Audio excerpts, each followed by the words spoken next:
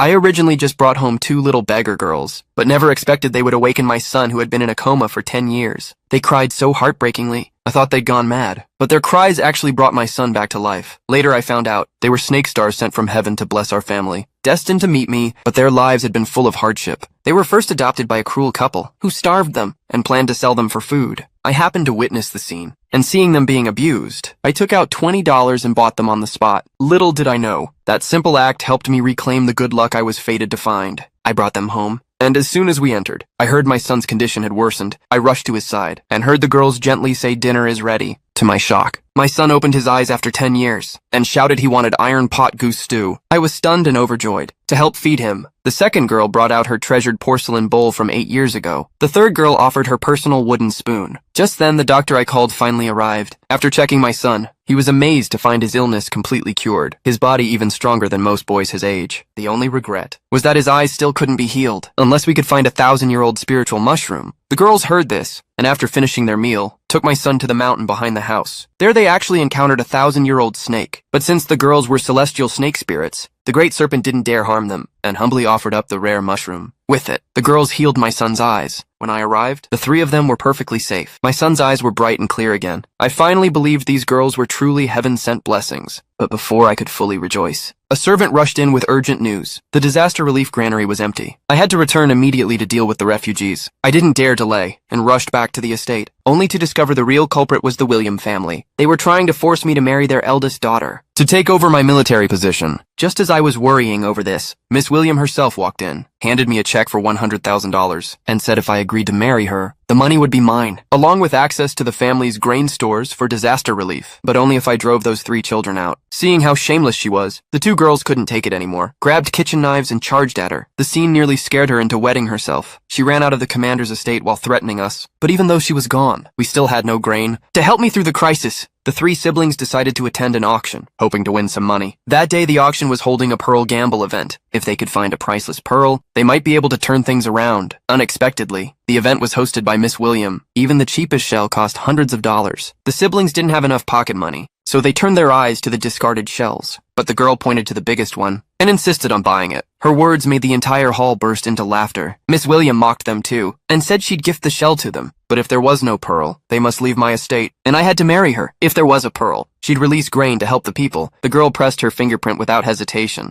Just then I arrived, and after hearing about the bet, I thought it was ridiculous. But seeing the determination in their eyes, I nodded in agreement. Soon, the discarded shell was placed on the table. The girl stepped forward and tapped it twice. The next second, the shell opened on its own.